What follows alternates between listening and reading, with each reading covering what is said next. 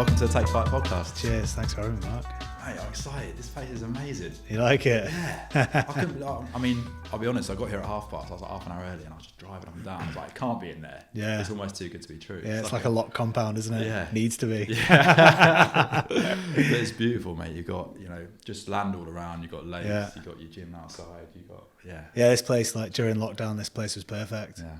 The lake, the orchard, I had all the workout kit, so just focused on fitness and it was good to be here during lockdown. Yeah, I couldn't have been, like I used to live in a 2-bedroom flat in London. So living in a 2-bedroom flat in London during lockdown would have been my idea of hell, I think.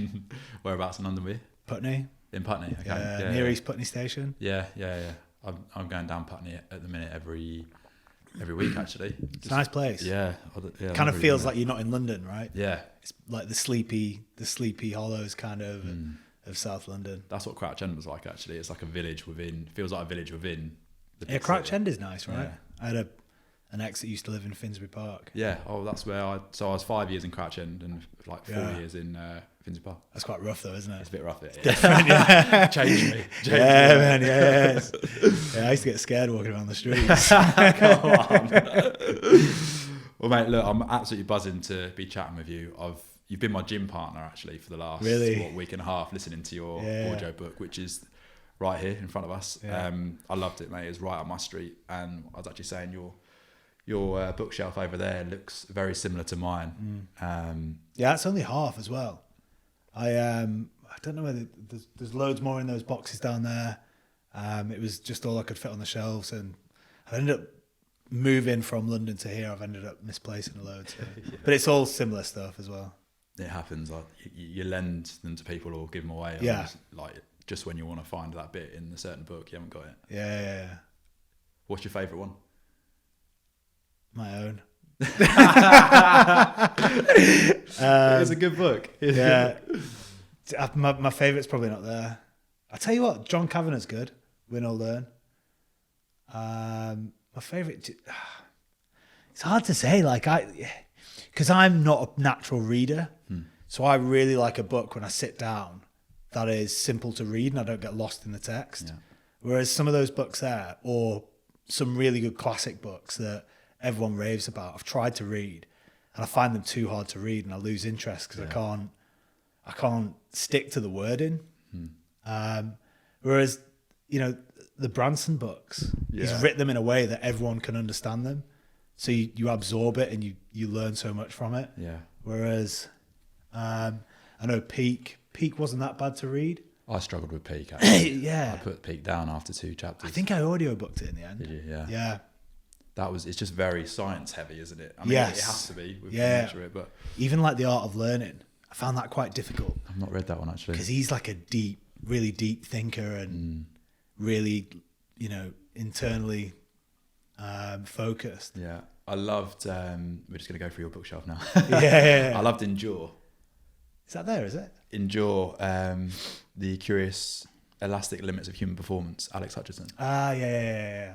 Did you? I don't think I read that, Maybe not. No. It's good because it's got a story. You'd love it, actually. It's right up the street, but it's got a story at the beginning of every chapter. So that like you buy into the story, you get the emotive side of that.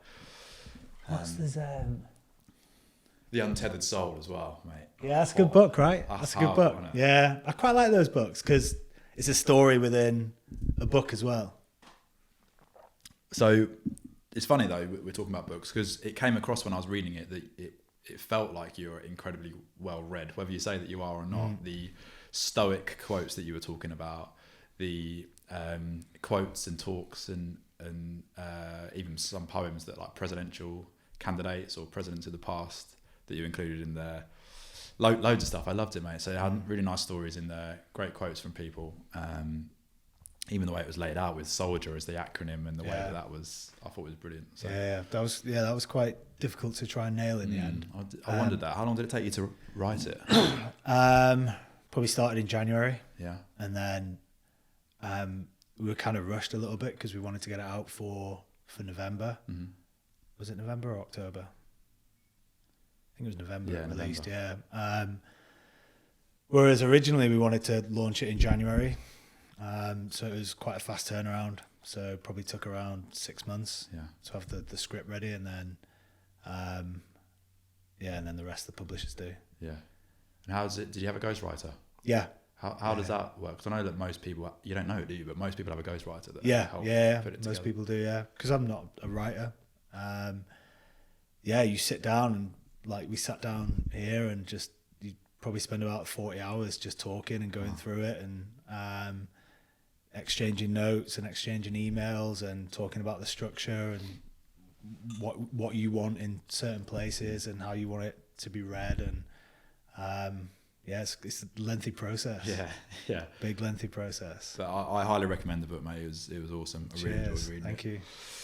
There's a few topics I've kind of picked out that I'd love to discuss with you, given your experience, your 10 years in the regiment, 14 years as a soldier, and everything you've done beyond, actually, since you made the change and become a civilian. So the first thing I want to talk about as a topic is purpose. So Take Flight, an element of it is about taking that leap of faith into a more meaningful life, a life of purpose. And we were talking about how I've left my full-time job, the corporate world now, to pursue this, which is at this stage of my life, I feel like this is my purpose. And there was lots of times where I felt like that was the messaging coming through in your book as well. So just interested to hear your thoughts on how we can find purpose or like more meaning in our life. You actually said, I wrote it down because I liked it, that finding what you love is the greater form of wealth. Yeah. So true though, isn't it? Mate, yeah. It's a hard one, right? And we could probably talk about this for a long time, but we get stuck in a rat race and we get stuck in almost society tells us what to do. You know, leave school, do well at school, go to college, go to university, get grades, get a degree, because that will make you get a better job.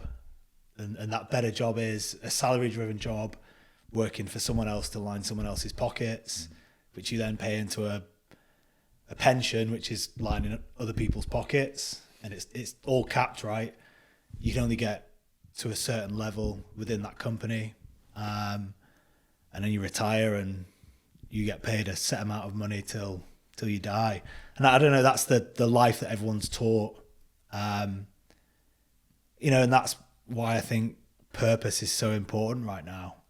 And I guess I found that in the military and the things that I was exposed to in the military, whether good or bad, or whether not even the combat and, being in contact and stuff like that, but even just being exposed to the mountains and jumping out of planes and all these different experiences, which help you grow up and develop, but also give you a different view on the world, especially going to war, right? That gives you a different view on the world. Like for me, it's important to do things that I love doing. Otherwise, and I don't know whether it was being in combat and being in situations where my life felt endangered that gave me that, or whether I would have found that anyway. But I don't want to spend the rest of my life doing things that don't excite me. I've just not got time for it. Same with people, same with everything, right? I want to live a fulfilled life that I enjoy, that, it's like the cliche, right? I want to die with a load of stories and not a load of money in my bank. It'd be good to die with both, right? It's like the money's going to give you some awesome stories at the same time. But if you're earning a massive wage and working for someone else, like you probably were in London, lining someone else's pockets, you get paid a fortune doing what you're doing. But where's that free time to be able to enjoy that finance? Yeah, you get you're like shackled by it as well, because you get the bigger mortgage. You stretch what you can afford, and the way that you live, just you flex to your salary, right? The more that you earn, the more you spend, the more the mortgage is, the more your lifestyle costs, and then it becomes even more scary to like try and leave that thing. How far do you take that? Like, you're talking about like you want to experience as much as you can, you want to love what you do. Like, how far do you take it? I sometimes find I can be rude to people, or like if I feel like my time's being wasted by a conversation I'm not interested in, or I'm being invited to something, an event or an activity that I'm just like, that's not going to be very fun. Like, how do you balance it? How far do you take I'm the same. it? Yeah. And I guess you probably find this as well. The more you step out of that, excuse me, Jesus, that slipped out. You can edit that out, right? I think the more you step into that kind of life where you just pick and choose what you want to do, and the less people are there, right? So the less people you meet that energize you almost. So yeah, I'm the same. It's difficult, right? You lose people that you thought were friends, and it's probably a very fast-paced life. You pick things up and you put them down because you don't like them, or you move on very quickly, right? You can move from, like you just made the move from London down to Bedford. You can, it's a life where you're constantly moving, and not everyone's moving at the same pace and time as you. So as you're moving, those people that aren't moving, they're going to fall off and drop off, and that's okay, right? Like, because that happens because you meet people that are on the same journey or path as you, but at the same time, that might not be okay for those people, because their purpose and their values and whatever are probably a little bit different. But like, we're all just like the star of our own show, right? It's like your life. And again, it just goes back to that. Like, I don't want to be old and say that I didn't do something because someone expected something else of me, so I didn't make that decision. How quickly did you start to think like this? Like, when did you realise what you thought your purpose was and like the way that you would live your life? I think probably it was towards there was a moment when I was still serving, when I went over to Germany, trained to be a mountain guide, and you're in the mountains every day, skiing, climbing, and there was a place that we used to go to ski tour, and it was an awesome route just off the back of the ski list, and we used to climb up through these two peaks and then get to this little ridge line where me and my mate Joe that I was living out there with, we used to sit on this ridge and we used to call it Little Chamonix because it looked like Chamonix. And we'd take like a packed lunch, take a little hip flask and some coffee, and it'd be like 11 o'clock in the morning, 10 o'clock in the morning, and we'd just sit up on this ridge line, and the sun would come up and the sun would be beating down. And I think I had a moment there, right, where you just like this is something else. And before that, I was very career focused in the military, wanted to progress through the ranks, wanted to be a TL of a troop and a team leader of a troop and a sergeant major. And then I guess exposed to all this, and you see a different part of the world and see that there's other stuff out there other than just being in the SAS. And then I guess when I came back from that, I think the seed was planted in my head that I wanted to do more stuff like that and not be sent around the world because I love the military, right? I love being in the special forces, but the freedom aspect is taken away from you. So you're told where to go, you're told what to do that day. And for me, that's, you could say now my purpose in life is to live the freest life that I could. So yeah, the seed was almost planted away in Germany in the Alps. And then I guess returning from that, it was pretty much I was just doing more of stuff that I enjoyed doing, but found the military was restricting me on doing that, obviously, just like any other job would be.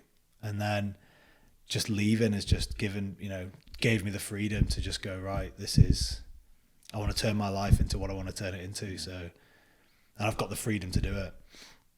Hey, that's amazing. I love it. And that leads into opportunity, right? Then you seek out opportunity, and you seek out the opportunity that's beneficial to that life that you want to live. So that's like a muscle, right? Opportunity is like a muscle. The more you pick and choose it, and it goes down that path that you want it to, the more in tune you become of it, and you disregard the bad opportunities that come in your way as well. Mate, I absolutely love it. They're perfectly teed up. The next bit is opportunity. This is what I actually wanted to center most of the conversation around, is like opportunity, because I couldn't agree more. Like, having gone 2 feet in and made the decision to do this full time, you feel the shift in energy. You feel that you're aligned with what you want to do and that you can create that life for yourself.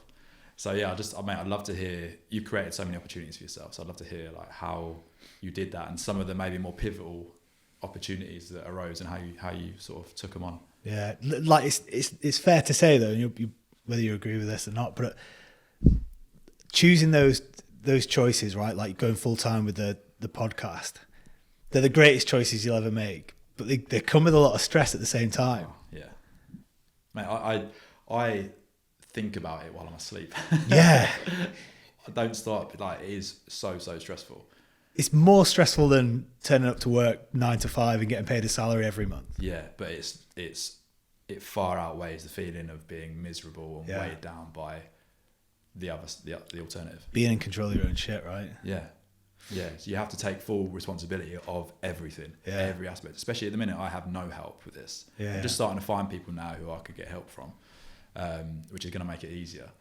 But yeah, I 100% agree. You have to take it full, like extreme ownership, like Jocko Willink's book. It's like that, isn't it? Taking it. Perfect. Yeah. What was the question? So, the moments, wasn't it? Yeah, and you've created lots of opportunities for yourself. Really. So how did they even come about? Like, you know, SAS Who Dares Wins, getting into the regiment, even going into becoming a soldier in the first place and getting the paras. Like, how did you create those opportunities? I guess I don't know. Like I kind of knew. Like I've never been a goal setter. I've never been a rigid goal setter. I've always had an idea in my head of what I wanted to do and like a vision of a life that I want to live in the future. Like I've got that in my head now and I think about it a lot. Yeah. Whether that's goal setting, it's not the traditional goal setting that you'd read about in the books of writing stuff down and journaling. I can't do that because it gets lost. But I have a picture in my head of, you know, the things that I want to tick off next year. And so what would an example be of that? K2 next year. Okay. And you visualize yourself like at the top or? Nah, I just have a feel like maybe I might go into a daydream about it. I'm a big daydreamer. But I know in my head that's something that I want to do. And then you generally gravitate towards that then, don't you? And there's a few business things that I'm doing now that, you know, they're long-term things that I'm working on. And they take up a lot of thinking space. And like the human body, the human brain's amazing because you can think of that stuff, right? And that's generally like, if you look around this room now, everything was thought out in the brain, from the car to the window to these microphones. So yeah, and then it goes back to that opportunity thing of, I have this general idea of what I want to do. And then, so you then, when the opportunities come in, you almost know which ones to pick and which ones not to pick. And I think big ones for me were, you know, joining the military. I always wanted to join the military. I used to say at school that I'm going to join the Marines. I used to say at college I was going to join the Marines, and then join the paras. But it was always, to me, what I wanted to do. For whatever reason, whether it was not liking school, people that I spoke to in the military that, you know, used to tell me stories that inspired me to join. And then I guess when I joined the paras, which is seen as probably the best or the better regiment within the British Army. You know, you've got a selection process to get in. And I guess doing that, I realized that you get more reward from doing harder things. And you get a better sense of achievement. Like there's a feeling of being in the paras that you probably don't get in like the Royal Logistics or an engineer corps. You feel like better than everyone else in a good sense, not in a well, it was in the paras, right? Everyone else is a screamer, right? But that's probably an unhealthy way of it. But you get that feeling, that feedback of going for something that's seen as difficult and unachievable and then achieving it. And that was the same with the SAS. And then I guess you get almost addicted to the feeling of wanting to conquer something, which then led into, you know, the opportunity to climb Everest, which was an opportunity to climb K2. And again, that came from going to Germany to do the mountain guides course, which again was another opportunity, which I nearly turned down. But I think your intuition's a big thing as well. I think gut feel is massive. If something feels right or not, I think your body and brain know that you should be doing that and shouldn't be doing that. Just like you probably with this, you probably felt like it was the right thing to do deep down. And yeah, like Everest was that was a massive opportunity for me. Changed a lot of things. Changed a hell of a lot of things. And then doing it the second time was even bigger, right? And then, yeah, you know, I've got this idea of where I want to go, and the rest of it is just picking things that, same now, it's, you know, doing the TV show and doing this racing next year. Yeah.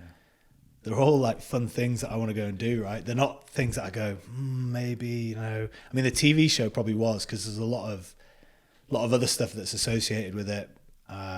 Mainly, you know, coming out of the SAS and then going on to TV is not what people do. But yeah, the other stuff like racing cars, like why would no one want to go and do that? That's, you know, that sounds awesome. So yeah, it's, you know, seeking, like it is in the book, you got to have a general idea of where you want to go, and then just opportunities arise all the time. You just got to be able to spot them. How did the opportunity for both Everest the first time come round, and then how did the TV show come round as well?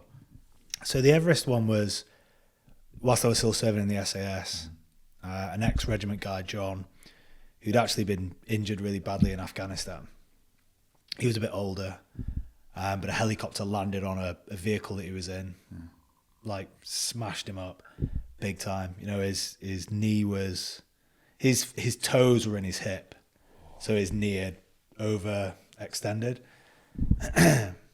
And he'd taken like a decline in rehab and ended up leaving the military, setting up some businesses, did really well for himself. He wanted to climb K2. He was still in touch with guys from the regiment, and they were like, look, you know, we'll send some guys on from the regiment, and went out to all the squadrons, and I put my name forward and got picked. So it was easy as that. Yeah. But because I'd done the mountain guides course. But that's great. It's just throwing your name in the hat, isn't it? Yeah. Yeah. And I remember we were in Oman at the time, and I came back, and the sergeant major pulled me aside and said, Jay, there's a trip to K2 come up. Do you want to do it? And I was like, yeah. Yeah. Like, why wouldn't you? So yeah, we devised the training plan for John to get him up to the top of Everest and get us up to the top of Everest. And like, we obviously made some mistakes and did some things right. And that led to the summit in 2017, which went smoothly. It was, you know, a pretty easier summit than maybe the second time. And then, yeah, the TV show, that was the next one, wasn't it? That was when I was with thrudark, and the producers had got in touch with us and asked if we could provide some clothing for the show. And then at the time, they were looking for this new storyline of an ex-Special Forces guy to go in as an undercover mole. Yeah. So we all kind of showed our interest, all went through the selection process. And all the lads at thrudark. Yeah. And then I was, yeah. Well, that's why I kicked you out now, though, didn't No good. Service is no longer required. Do you know what? It's funny, though. Like, you made me think there. The simplicity of throwing your name in the hat. Like, I played football in America for 2 years. And that just came down to me actually hearing about it from somebody else in the university team that I played in, and then going, do you know what, fuck it, I'm going to go to the trial and just see what happens. And just that simple act of going to, it was at Man City's academy facilities, training there, led to 2 years in America playing football. But there was probably a load of other people that heard about those trials that didn't, and just sat there and went. And then when you went, was like, how did he get picked? Yeah. That just didn't do anything about it, right? Because I don't know, for some reason they just didn't. Yeah, it's interesting, isn't it? Sometimes it's not that difficult to make happen. No, and I've always been that guy that volunteers for stuff and throws myself into stuff, because I've always, from a young age, wanted to do different things and experience different things. So, you know, when, you know, high altitude free fall comes up, I'm like, yeah, I want to go and do that. Or fast driving comes up, I'm like, yeah, I want to go and do that. And then you've got to ride the rough with the smooth as well, right? You get the shit jobs, and when they come up, you're like, yeah, I'll go and do that as well. Like, just send Jay on everything. He's good. That's interesting though, because I think like, well, I mean, actually, before I ask that, I'd love to hear a little bit more about getting on the show. So what did it feel like when they did select you? I know that you had some negative feedback as well as some positive feedback. So when we take opportunities, you know, they say that the higher up the ladder you go, the further your ass. Yeah. So what was that process like before you actually got on and were able to even do it? Because it's exciting, isn't it, when you hear news like that, but then you just got negative feedback. Yeah, it's quite nerve-wracking, to be honest. Yeah, because, you know, going on TV, and that show gets bad press in the regiment. It's a bit hit and miss, right? Some guys are like, yeah, it's fine. And other guys, mainly the older guys, are like, it's ridiculous. Like, why is it even happening? And I was fresh out, so I'd only been out maybe a year or just less than a year. And so, you know, when I found out that I was going to go on as the mole, the producers then speak to Hereford, to the regiment, just to make sure that I'm not a liability, and they green light it and say that it's okay. So I know that the producers are then going back to probably my old squadron, speaking to someone in there who's going to go, yeah, Jay was an all right guy. Yeah. So I'm just like, I was on holiday in Portugal at the time, and I remember coming back in, and I was leaving my phone off purposely because I was just expecting something, and I'd flick the phone on, and yeah, there's a few like messages on there that, you know, I won't go into details or whatever, but there's stories in the book. And at the time, right, you've served with these guys for so long, you've built up a reputation based on merit. You know, I was trusted, I was, you know, a decent guy in the regiment, and you build up a good reputation over 10 years. And just off one or two messages, that feels like that's been shattered in an instant. And you feel that that's the general consensus of everyone, which, you know, isn't the case. But at that time, you're like, you know, the gates are shut. See you later, Jay. Which is a lot of weight on your shoulders. So at the time, I was just like, we came back from surfing and staying in a hotel, and I was just like, let's go to the bar. I just sank about, you know, 4 pints in 15 minutes and got pretty wasted, which made me feel better temporarily. Yeah, and then like got back to the UK, and obviously the dust had settled and rumour mill had gone round, and yeah, I just started receiving messages off some of the guys just saying, you know, we're glad it's you, and like, good luck and that kind of stuff, which is, I guess it's that thing, right? You put yourself out there, and you put yourself out there for opportunity, but you also put yourself out there to receive stuff like that, negative comments, or people aren't going to like stuff that you do sometimes. And it's that good old saying, right? Everyone wants you to succeed, just not as much as them. So when they see you doing well, it's a negative on their behalf.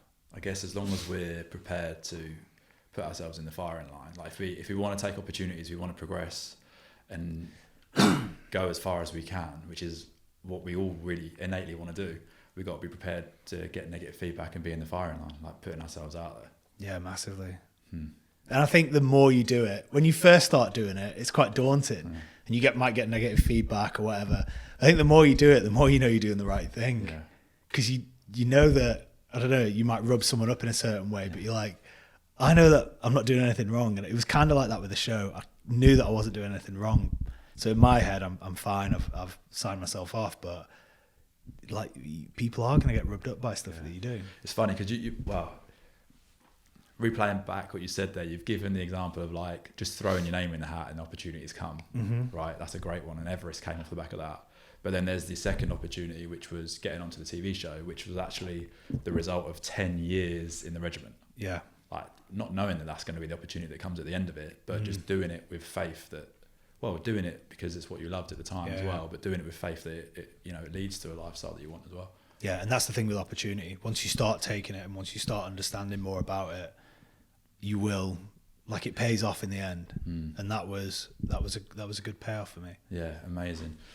What I loved in the book, very early on, you talked about personality types, and I was basically everything you said about yourself I was relating to. Very similar. Campaigner. I'm actually the debater, so it's just like at the end, which I thought I was a campaigner, right? So I went and did it again after I read the book. And I got the debater. I was like, oh, you read the debate. I just sound like a dick. So I did it again. I was like, oh, I'm doing it again. And it was What's the debater? Again. What's the debater? Just like, it's very similar to campaigner, but I think it's the last letter is, so it's ENTP, I think. F, ENF. I'm ENFP, I think. Yeah, so it's just, apart from F, it's T, I think. Mind difference. So just basically every time someone says something, you want an argument. Yeah. Whereas I'm like, come on, let's go do it.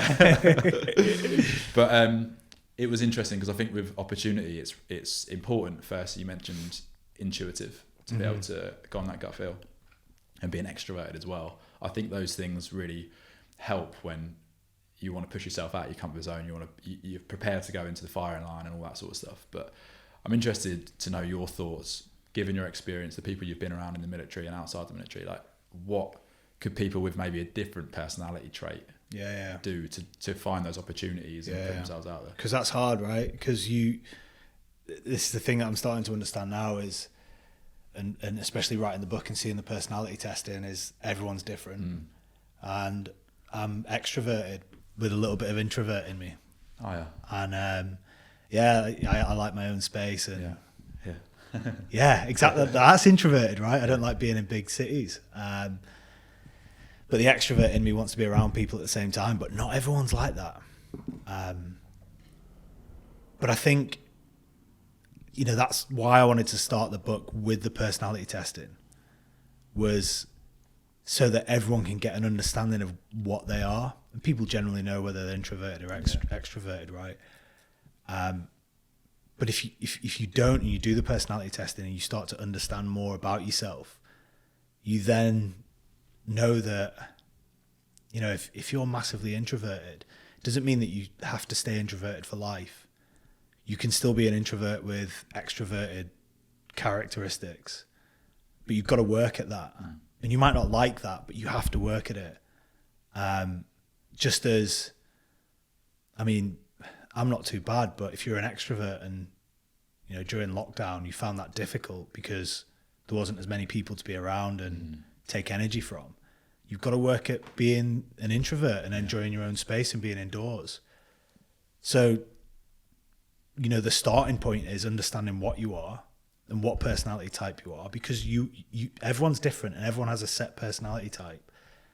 And if your personality type is against going out and seeking opportunity or throwing yourself into difficult scenarios or taking chances on things, but that's a life that you want to live, because again, not everyone wants to do this kind of stuff. People are happy going to that job that takes a salary and they're saving up for the mortgage. I wonder that too. I don't know. Like, people have to be honest with themselves. I'd say there's a percentage there that probably aren't happy. It's hard, right? Everyone's different. There's probably a percentage there that aren't happy, that, look at people like yourself that, quit the job in the city to do podcasting and they want a piece of that. And that creates negative or positive thoughts, right? You can either inspire someone or you can send them down the old negative train and they turn into trolls and start calling you all sorts of names. But yeah, it's funny, like when you were saying you're just sort of figuring out, and it's so funny and aligned with myself as well, as like just figuring out that people are different. Yeah. I think because I have been screaming this message of like, take flight, take the leap of faith, pursue your purpose, don't live within the constructs of a corporate world and these limitations that people put on you. But it's like, well, not everyone's like me.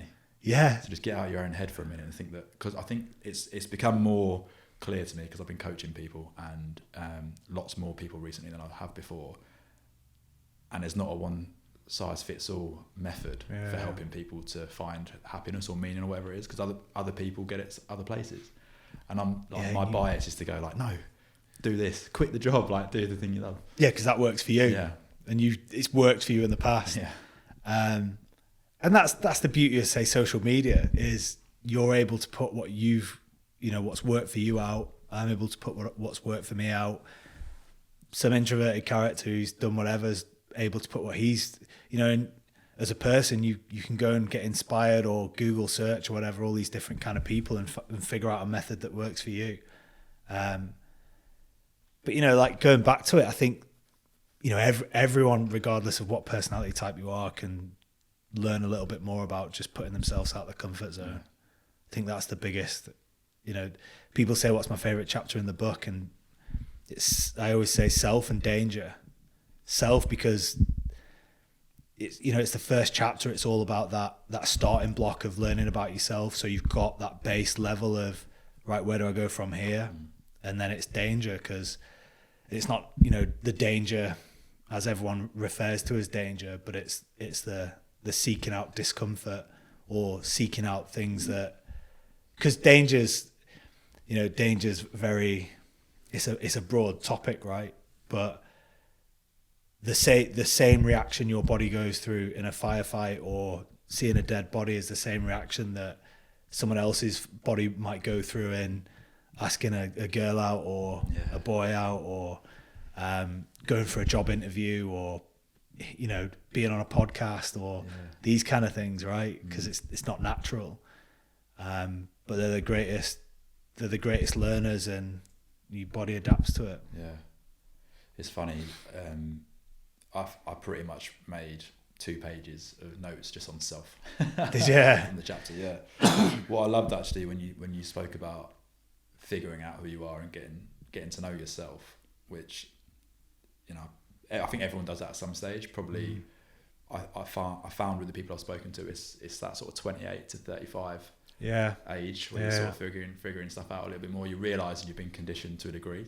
And then I think, sorry to interrupt, and then I think towards the end of that, you stop caring about it as much. Bet, You're like, I've kind of done all that introspection kind of stuff, and now I'm almost just a bit more happier about.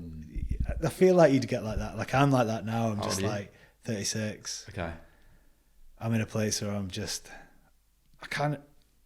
feel like I've done all that internal work, whatever you want to call it, and I'm in a place where I know what makes me happy and what I want to do, and maybe I'll have to revisit it in a few years, but at this moment I've just cared less about the things that you used to care about when you were younger, which is good. Mate, that's amazing to hear. I've been pretty deep in it for a couple of years, and I think I'm just starting to get to the stage. How old are you, Mark? 30, I just turned 33. Right. So it's nice to hear.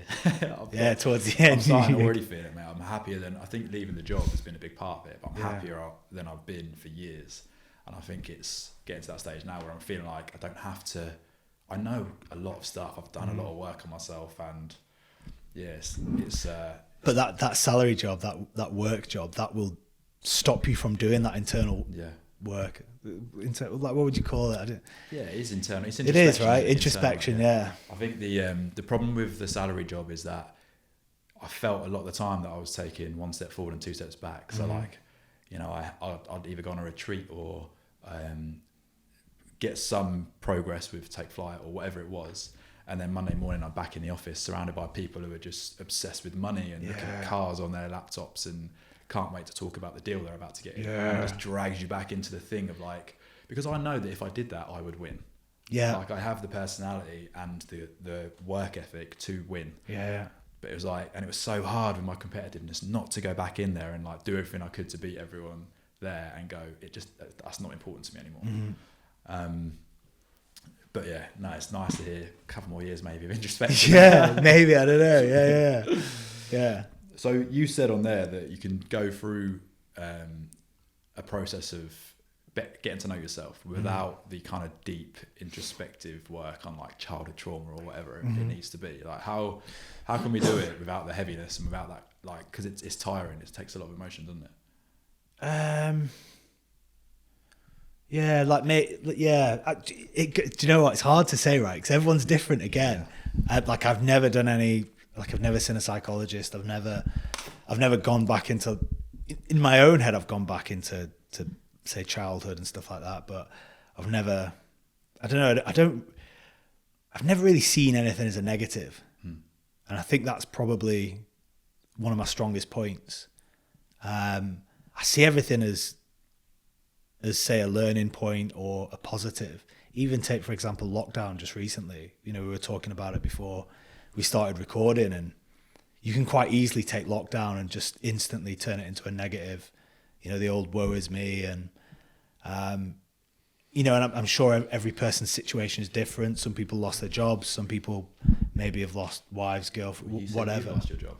Yeah, I did. The best year. Yeah. Ever. Yeah. Do you want to talk a little bit more about that? Like maybe people can take some inspiration from that story. Yeah. I came out of a clothing business, which, poured my heart and soul into. And, it was during lockdown. And, you can quite easily go into the trap of everything's, the whole, spinning out a negative, like I said, right? But you've got to look at it as what it is. And you've got to adapt to what you're able to do. So yeah, people are very easy to put a negative onto things, whereas I don't know, everything's there. Like even the losing my job, right? I don't even see it as that. I don't even see it as like, the negative word of I got fired or whatever it is. I don't see it as that. It was just not even a bump. It's just part of life. Or do you see it as just a chance for something else? Yeah. Yeah. Yeah. More freedom. Yeah. It's funny though, because that's on a macro level, isn't it? That's like losing a job or making a big change like that. But you can also do it on a micro level. Like even, I see it myself now where if someone says no to coming on the podcast, for example, or like my event got cancelled and stuff like that, it's like, well, that's cool. Like we'll do it better next time. Yeah. Or I'll get somebody else on. Or just if you can do that daily. Yeah. But then almost going back to something that you said before, I then struggle to relate to people that don't do that. So that's another thing about having people around you. When people, and it might be family or close friends that, I'm not going to mention who it was, but I had a message today and she was like explaining something really bad that happened to someone. It's not that bad, right? But I struggle to relate to it. I can't find sympathy in that because, they're getting evicted out of the house and that might be really bad for someone. But, if someone turned around to me and said, right, I can't pay the mortgages on this or whatever, you've got to, the bank's going to reclaim it, which I'm sure wouldn't happen to me because you're in that mindset of going out and seeking out opportunity and you'll find a way of paying for it. But even if it did, it's a start of something new or, I think from a very early age, even, like losing friends or, in overseas ops or, being in contact or seeing some of man's worst monstrosities, I've seen it all as a positive towards my life as opposed to seeing it as a negative and coming back and slipping into some sort of mental health problem. That's an amazing mindset to have. How do you think that we can better cope with change, whether it's something we've decided to do or whether it's been forced upon us? Because I find that even when you make a change, even if you've decided to, there's like a feeling of grief sometimes attached to that or loss. Like even with me, there are, I didn't like the job, but there are things I enjoyed, like going for beers afterwards with people, or there was a thrill when you closed a deal or whatever it was, like, and then knowing that this feeling is great and the path I'm on now, there's still a feeling a little bit in there of like, I'd never get to do that again. Like really? That chapter's gone. Yeah. Just because there's a little bit of like loss there. And I guess you have that with anything. Like it's ownership though, isn't it? That's what it comes down, like we're on about ownership. It is. It's like you make all the decisions in your life. You made the decision that led to, if you strip it all back, you own everything, right? you make every decision, whether it's forced out of your hand or not, because you made the decision to be in that position in the first place. You know, you're getting that house taken off you because for whatever reason, you made the decision to live in that house in the first place. And I don't know, I feel like the more you take ownership of the choices that you make, it's no one else's fault, right? You know, it isn't like, and I'm just a big believer of that, of everything that I do. It's all my fault. It's all like, this is my life, right? Yeah. And I hate excuses. I hate people who point fingers. It's so like, just own your shit. Yeah. So it's that. And then it's, I guess once you understand that a little bit more, that's one of the greatest tools that you could ever have. Cause you know, it's that classic thing, where if you take ownership of everything, right, you take ownership of every day. Like I want to wake up every day and be happy. And, you know, you get these people that say that that's not possible, but it is. Like, why is it not? Like, you owe it to yourself to wake up every day and be like, all right, I'm having an awesome life here. Like, regardless of what happens, someone could crash into my car, or I could break a foot, whatever, right? I'm still gonna have a great time doing it. And yeah, I think just having that mindset is powerful. Yeah, that's amazing. A couple of things. I think when you get caught in the slipstream, you do outstretch and buy that bigger house or whatever that might lead to you losing it in the end. Like that's again, work harder. Yeah, it's true, isn't it? Like, if you want a better life, work harder. Yeah. Find things that mean you earn more money to buy a bigger house and fly on business class. Yeah. It's all out there, right? It's not like we're 70 years ago where you had to go to the mines or you had to get a job that was relatable to your education. Like, mate, you got a job as a podcast host. It's great. Yeah, it's pretty awesome. fun. It's 2020, nearly 2021. You can do whatever you want. Yeah, that's so true, mate. I love that. I'd love to hear a little bit more of the stories from either Everest or being in the military yourself. Like some of the, let's go with like, what was the biggest challenge or the most fearful that you ever felt in that? Because I think a lot of the people who perhaps aren't living with this mindset is because of fear. Mm-hmm. So examples of where you felt particularly fearful and overcome that, whether that's a particular time in battle or a time when you're on your climb. I think probably like leaving the military for me was definitely where I was, like you'd say, you know, fear. I probably wouldn't use the word fear, but daunting maybe. It's funny you picked that over being in contact in. Yeah, but then it's the unknown, isn't it?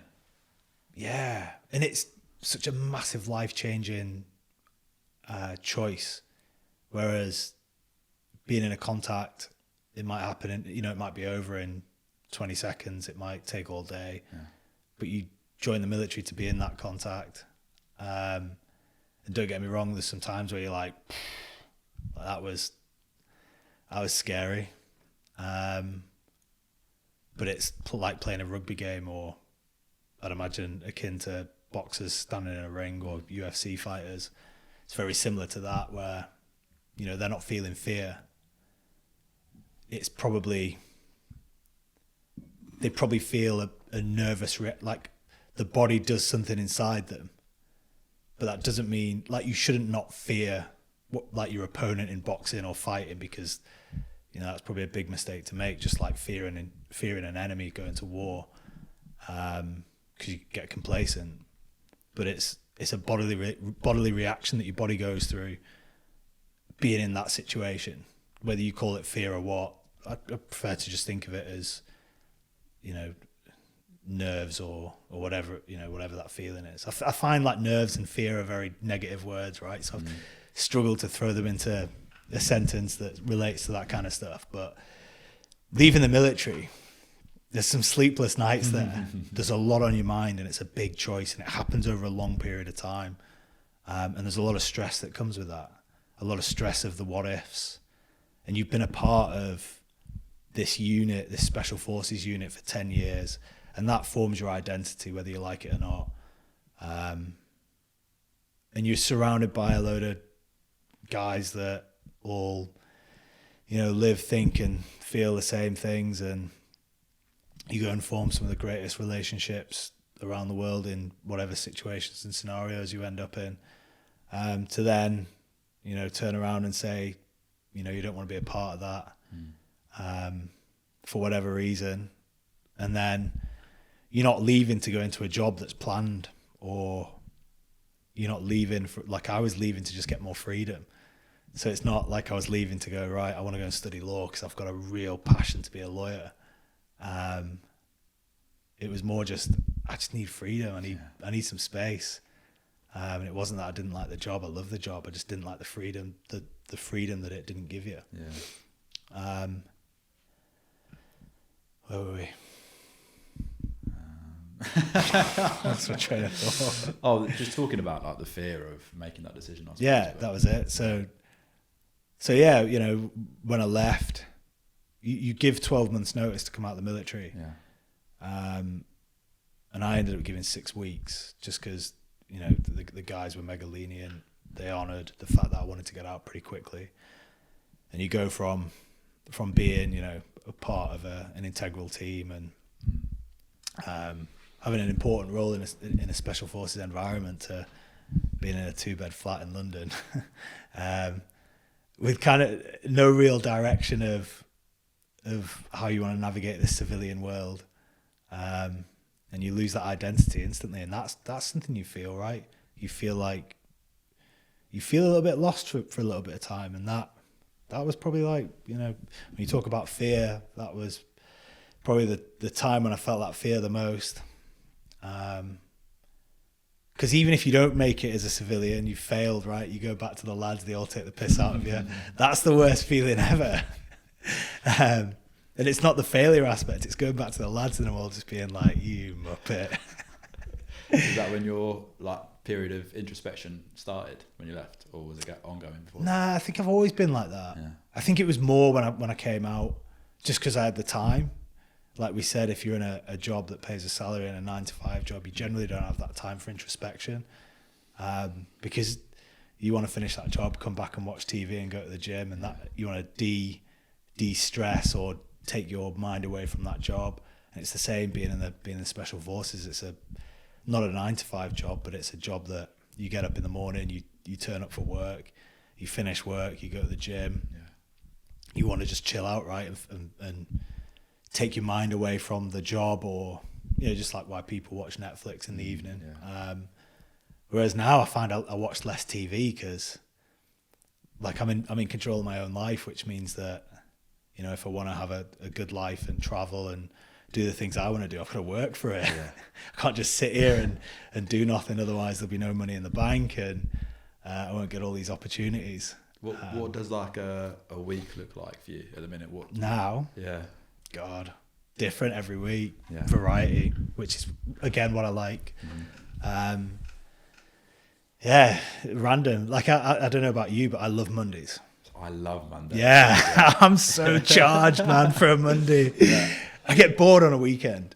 Same. Yeah. I can't wait to start. Do you know what? I saw something the other day. It said Mondays are the most stressful day globally. Yeah. I just couldn't relate, just because maybe it's because we love what we do, but yeah. The thought of getting to go again after a little bit of a rest. Yeah, like I get it, unless I've got something really big planned at the weekend, like going down to Cornwall, mm-hmm. surfing, or if there's waves. Where'd you go in Cornwall? Usually just Newquay. Yeah. But if there's waves, I'm good for the weekend. But if there's no waves or the weather's bad, I'm literally I don't know what to do with myself, because the whole week I'm working, I'm creating stuff. So I'm sat there like on a Sunday just twiddling my thumbs, and I can't wait for Monday to start. Like Monday morning, I'm up. I like go and do some exercise, whether it's in the gym in the back garden or in the gym, or I go for a walk and come back here. I'll like have my coffee, have some breakfast, and I'm like good to go. I'm like firing the laptop up. What time do you get up? Usually around 7. Yeah. 6:37. And then start the day. Yeah, like I've been going for some runs recently, first thing in the morning. I'll try and do something active in the morning to wake myself up. Get in the bin, which is about 3 degrees, like cold water. Which cold water or ice in it as well? Nah, I don't Cold put the enough ice in it outside. because it's cold enough at the minute. Yeah, and then try and do some sort of workout.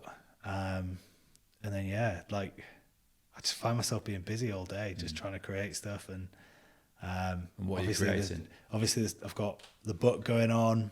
I've got the racing car stuff. And then I've got a business with a friend at the minute, which we're working on, which is taking up like loads of time And for all what's the that? right Can you talk reasons. about what the business is? Not really, Yeah. but so yeah, like I'm flat out Monday to Friday for the best reasons. Yeah. And then if I'm racing, I'll be away racing. Mm. And then the weekend comes and you want that chill time, and I want it for like a good hour or 2 hours, and then I'm like good to go again. Are you like that with holidays as well? I can do like 2 days and then I'm itching to. I've got to go with a purpose. So Right. I'll go somewhere to surf or to climb. I couldn't just go to somewhere for a week and sit in a hotel and sunbathe. That's probably my idea of hell. Sorry. No, For all those people who like doing it, I can't. I think with, again, talking about the corporate world and those jobs that we get caught in, you need that downtime. So a week away to sit on a beach is like your just chance to find yourself again. But if you're doing something that you care about, you don't necessarily need that. Yeah, like we love what we're doing, so that Monday morning's, that's my weekend. Yeah. I'll just take a pile of books. Do you? Yeah. And read. Yeah, like on the plane, I never used to read until I started this journey, really, like 26, 27, of like trying to figure stuff out, what I wanted to do and everything else. So yeah, I'll go through a couple of books on a flight and then round the pool or whatever. Yeah, I've got to go, like either a lot of exercise, so I'll get up, go for a run, got to be a gym, or I'll go, for a purpose, either to go climbing or surfing. Yeah. Mate, I'd love to hear a little bit about your routine. So you talked about getting in the bin, what your morning routine looks like, stuff you took from the Special Forces and still practice today. As much as this is about purpose, not everyone wants to, quit their job and take that leap immediately. It's also about performance, so how people can just generally be better day to day. So the little things we can add into our days to make us better. What would you advise? I think morning routines are important for that, because it can instill a lot of discipline, and discipline's a muscle. So the more you practice it, the better you get at it. So yeah, I generally get up about 6:37. I'll do some sort of exercise, get in the bin. So just get some cold water, whether it's a cold shower or the bin. And then, I do things that I just do automatically, like make my bed. Yeah. I've got this thing at the minute where I leave my phone off till 9:30. So I'm not looking at Instagram, because we all do it, right? You get sucked into that, even when you think people aren't, right? They're the biggest high performers ever. But I bet Elon Musk wakes up and checks Instagram as soon as he wakes up. Because it's designed that way and we're all humans. So I've got this thing now where I leave my phone off till 9:30, regardless of what I do. Do you know what? I just leave it on the side of the bed, because I'll fall asleep listening to a podcast. Oh, nice. But it'll be on silent, but I'll just leave it on the side of the bed. So I'll get up, either jump in a cold shower or the bin, go for a walk, do some exercise, and then I'm having my breakfast. And it's weird, right? Because you're so used to just coming down and maybe looking at your phone whilst you're having a coffee. I'll be just having a coffee with nothing in the room, and I'll imagine myself. So I'll be looking around, but I can imagine myself being stood there staring at my phone, and how much you're missing out on, how much that thing just sucks so much of your life away from you. And then, like I do, I try and tidy up what I need to tidy up in that short period of the morning. Because I like to start the day, whatever I'm doing, everything tidy and in order. I've not got OCD, but I just find that there's less noise to think about if, the washing's been sorted or the pillars have been fluffed. There's less noise in your head, which, leads to a productive day. So that's generally my morning routine. And again, I feel, if that's the thing, if people are struggling with discipline or resilience, things like waking up early, setting your alarm 30 minutes before, an hour before, and just getting up and going for a run, teaches resilience and discipline. Because I get asked a lot, how does someone become disciplined or resilient? And that's how you do it in the military. You get told to do things that you don't want to do, and you do them. And the best way of getting more resilient. And going back to what you were saying about what I've taken from my life in the special forces to what I do now, that's probably one of the biggest things.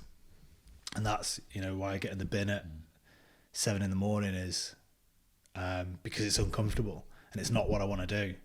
But by doing it, anything else becomes a lot easier. Yeah. Like if I can get out of my warm bed at 7, get into that bin, which is 3 degrees, I find for the rest of the day, just in terms of productivity, I'm way more productive.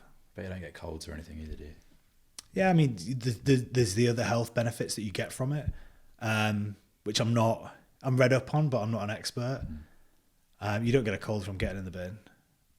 But it's more just about that resilience factor of getting in the bin and doing it.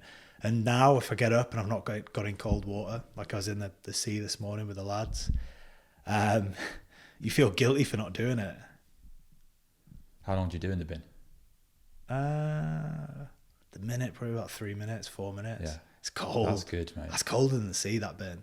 Yeah, it's nice. It's such a good feeling. I do cold showers. It's such a good feeling when you go past that point of like... It becomes warm, right? Yeah, and you just feel... It feels amazing, and then you crave that feeling. Yeah, the next day. I like the moment where you go in the shower, turn it on cold, put it all the way on cold, and then that moment that you get in, that first shock moment, because that's the most uncomfortable moment, and then the rest of it's quite nice. Yeah, I find it interesting that I don't know if you're the same. Every morning, I don't want to do it. Yeah, that's Jay pouring water, by the way. He's not going to the toilet. It's me having pouring cold water on my legs just for effect. We're not messing about here. We're actually doing it. Yeah, every morning I don't want to do it. You don't want to do half the stuff that you do, though, do you? You know that you've got to do it, though. Yeah. It's funny, though, you were saying in the regiment you get told what to do and you do it anyway. The difference being now, particularly with morning routines, is you just have to do it yourself. You have to hold yourself accountable, which is it is more difficult. That's laziness, right? If you don't. Yeah. And that's, that's probably the worst character trait that anyone can have is laziness. And I even feel lazy at times. I think probably most productive people do feel lazy, which is why they're so productive. Yeah. Because they notice that laziness creeping in on themselves, which is, if you skip a workout or skip a bin day, that's laziness, right? Yeah. You sat up in your bed going, I don't want to do that. And then you give into that feeling of not wanting to do that, which is why you should go and do it. Yeah. What did you do so again, talking about performance, like whether it's going to play an FA Cup final or whether it's going to go and deliver a pitch in business or whether it's going to go onto the battlefield, what did you do before you probably expected you're going to go into contact? Like, was there a process that you went through? I used to think about the job before you go on it. So you'll get a set of orders before you go to do a job, and you'll generally know then whether it's going to be dangerous or high contact, or there's going to be rounds going. So you might be sat in a helicopter for 3 hours, 4 hours, in pitch black before you go and do it. So you've got a job when you land, regardless, there's whatever that is. So you generally just going through what you're going to do when you get there. So your troop might be going to a certain area to overwatch a certain thing, or you might be the first guys in, or you might be providing protection for the job going on, or whatever it is. So I just run through that in my mind so that you're 100% happy with what you're doing when you get on the ground, so that when you get off, you can just go straight into that, and whatever other noise goes on around you, you'll still stick to what you need to do. Yeah. So there's like no surprise element to it. Yeah. And then it's the old classic, no plan survives first contact, or what did Mike Tyson say? You can plan until you get punched in the face. And then, it's classic, right? And then the rest is just adaptability. Yeah. It's amazing. But you don't generally think about bad things that are going to happen, or, again, it's not really a bad thing that's going to happen, right? You're going to go there and do that specific job. So You just need to figure out how you do, you best do that job to its best ability, and the rest is training. You've been in these situations before, you kind of know what to do. Yeah. Did you enjoy being a part of the SAS? Yeah, I loved it. Did you? Yeah, big time. Yeah. Yeah, best job I've ever had. Really? Kind of. I mean, I've not got a job now, so I can't really call this a job. You're a free spirit. Yeah. What's the difference between the SAS, obviously, apart from, it says it in the initials, right? The air service or the boat service, but the SAS and the SBS? Probably more historically, the SBS, or it's still now the SBS, specialise in maritime stuff, so anything offshore, and then the SAS are predominantly on land. They generally do the same job these days, but historically that was why they were both set up. Yeah. Was the same with Marines and Paras. The Marines are offshore and the Paras are onshore, but they, you look at Afghanistan, they both did the same job. Yeah. Oh, interesting. We do the same 3 questions at the end of every episode. I've got one more for you before we jump into those quick fire. Yeah.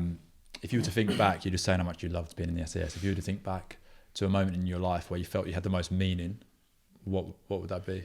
When was that? Whoa.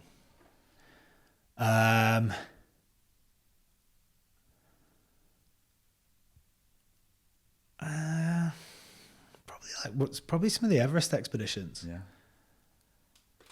Yeah, because you're in charge of, I was expedition leader, so you're in charge of the guys that are on the expedition, and they all want a summit, and it's 6 weeks of being away, and everyone wants to summit, whether they're paid money or they're on the expedition or the military's paid them to do it. And it's your job to coordinate that in the best way possible to get them on the summit of Everest, which is a massive achievement for anyone. So yeah, probably that. Wow. I guess it's such a feeling of purpose, driven to a single goal for a extended period of time with loads of people that you're responsible for. And it's stressful, right? That second expedition, I had, I think there was 9 people on the expedition, and it's your job to look after them all and make sure that, you've looked at the right weather systems and spoke to the right people, that you if your kit's going to be ready if you go up to summit. There's a lot that goes into it, and everyone's got their own expectation of you, and yeah, it's stressful. What's that feeling like on the top of Everest, top of the world? The first one I got there up there on my own, and the guy that I was with, John, got up there just 30 minutes after me.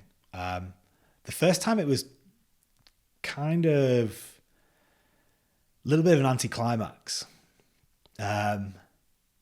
because there was no real difficulty in getting to the summit. It was hard, don't get me wrong. It was probably one of the hardest things that I've done. But I never felt, I've always done difficult things. So I've always been in that feeling of my body feels tired, but I'm going to keep on going, which is what Everest is all about. So when I got to the top, it was more just, let's enjoy this. The second time, there was a lot more that went into it. We tried to summit earlier. And if, you've read the book, the prologue in the book, there was that dark time when I was getting from camp 1 to camp 2 at night time. There was more people on the expedition, more expectation, more calamity, everything from gone off rations to, all sorts of stuff went on. So when I finally summited that second time with 3 of the other guys, that was, even though the summit day wasn't as nice as the first day, the first time I had the whole summit to myself, no one else on it. Second time, it was absolutely rammed full of other people, which wasn't great, but the fact that it was more difficult to get to the summit made that standing on the summit completely different experience. And I shed a tear whilst I was up there and started crying as soon as I got to the top.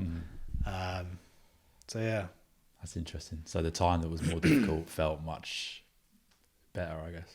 Yeah, because there's a lot of emotion and thinking and a lot of headspace that goes into an Everest expedition. You start thinking about it and planning it way before you even go there, and that takes up a lot of time and space in your head, a lot of emotional space. And then there's the build up to actually flying out, where you're thinking about what might go wrong, or there's a lot of commitment that goes into it. especially guys that pay. Like I've been lucky enough not to pay to do these expeditions. So someone might pay 50 grand to go and climb Everest, and they want to climb Everest, and that might not be possible. And then you go away for 6 weeks. 6 weeks is a long time to be away from work, to be away from whatever it is that you do. You're living at altitude, which is detrimental to the brain and body. You're eating, it's horrendous food. It is. I'm not going to lie. You wouldn't eat it in here. And it's the same stuff over and over again. You're exerting all your energy. You're fatigued. So there's a lot that goes into it, all for the 15 to 20 minutes that you spend on the top of that summit. Which, if that's a difficult time of the whole thinking and planning and prep and acclimatization, then to stand on top is well, it's the feeling's a lot more amplified than if it was easy and you just flew up there, it wouldn't feel as good. Yeah. So there's a lot of emotion and energy that goes into it. Yeah, it's funny. It's going back to what we said right at the beginning of the chat about seeking the difficult thing. Yeah. It's like K2, right? I've been thinking about K2 for probably 3 years. And that takes up a lot of space. That's in my head, right? Someone goes, what's your goal next year? To go and climb K2. And then that comes with its own challenges. Like it's a dangerous mountain. So that's going to take up a lot more stress building up to it than an Everest expedition would. Really? Is it harder than Everest? Yeah. It's steeper. Okay. But K2 is probably known most for being a dangerous mountain. So a quarter of the people at summit don't make it back down. Wow, really? Yeah. A quarter? Yeah. So you got 75% chance of living. You make it to the summit. Well, you've got 100% chance. Yeah, of course. Got mentality. Amazing, mate. It's been such a pleasure. So the last 3 questions are just these quick fire. Give people actionable stuff to take away and apply to their own lives that's going to help them drive their performance. So the first of these is real simple. I have an idea of what you might say, but is there one thing in particular that you've either discovered, come across, or have coming up that you're particularly excited about? In my life, as in just probably racing cars. So we haven't spoken about this yet. So yeah. Explain. So you're so during lockdown, I got approached by, it's through a friend of my manager's, who's now working for a car brand called Praga, which isn't a well-known car brand, but they've got a massive history. It's based in Prague in the Czech Republic. And they've built planes, they've built military vehicles, they've built go-karts, and a racing car called a Praga R1. And they're launching a new supercar next year. And they've got a one-make race series going out next year in an event called Brit Car Endurance, which is an endurance series. So you race for 60 minutes with 2 drivers per car. And they're putting this one-make race series out. So it's a load of Pragas that are exactly the same that are going to be racing against Pragas. So it makes it an even playing field. So it's on the driver. Yeah. So obviously got given this opportunity, and why not? Yeah. Like I like machines and vehicles, and so yeah, I think I'm most excited about that more than anything. But I actually drove it for the first time about 3 weeks ago. Yeah. It's an absolute weapon. It's crazy. I'll show you a picture of it after this. Okay. But it's a full aero car, so the faster you drive it, the more grip it produces, similar to an F1 car. Yeah. Which means that, you can go around a corner at 70 mile an hour and the tyres will grip. You go around the corner at 90 mile an hour, it'll grip with the aero. But anywhere in between, you can spin off. So it's about having that confidence in the car that the faster you drive it, the more grip it's going to produce. Jesus. Okay. Wonder what the survival rates are in there. I've already spun off a couple of times, because I'm not a racing car driver, right? And I'm racing against people that have been racing cars since they were 8 years old, and they're 19-year-old kids. Like the two, so Danny and Jem, they just won the championship. They're both 19 years old, both been racing since they were, 8 years old in go-karts and Ginettas. But do you know what? For me, I know that I'm not going to be jumping in that car and winning straight off, because it's so hard, right? It's hard, and you get excited and want to drive fast. I think for me, my biggest goals are just finishing races right now, and just trying to build up a level of confidence and a level of control in the car where I can start pushing it. Amazing. Sounds so exciting. Yeah. I look forward to seeing how you get on with it. Second of these is, if you had to encourage all listeners to try one habit or routine to put into their day that's going to help them be better, what would that thing be? Cold water. Yeah. Definitely.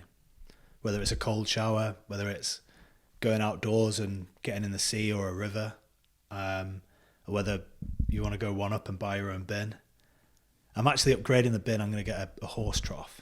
Nice. So like an outdoor you can steel lie in it. bath. Yeah. But definitely cold water. Yeah. Well, And just you put it out here. Yeah, just start off small. You know, if you wanted to, you could start at the end of a hot shower and just turn it over to cold and time yourself for 30 seconds, a minute, 2 minutes. Or just go big and bold and just get in the shower when it's cold, or buy a bin. But yeah, so good for you. Yeah. Better than any coffee first thing in the morning. Yeah. So that and a coffee is tenfold. Yeah. The dream. Yeah. Drink your coffee in the bin. Yeah. Yeah, amazing. I couldn't agree more, mate. I love it. I was actually in St Ives over the summer, so I was it was in October. Yeah. So it was cold, so I was getting the sea there in the harbour in St Ives. So good, isn't it? Like I prefer to go in nature, in Yeah. the cold water in nature, just because you get more from it than sitting in a plastic bin. Yeah. But the effect's the same. Yeah. Yeah, it's harder to, like, the slow walk down the beach to get in. It's just like, Just go. You just gotta get in it. Don't think about it. So the last of these is, if you had to say one trait that you feel has allowed you to be the person that you are today, achieve all the things that you've done, what would that one trait be? God, there's probably quite a lot. Yeah. I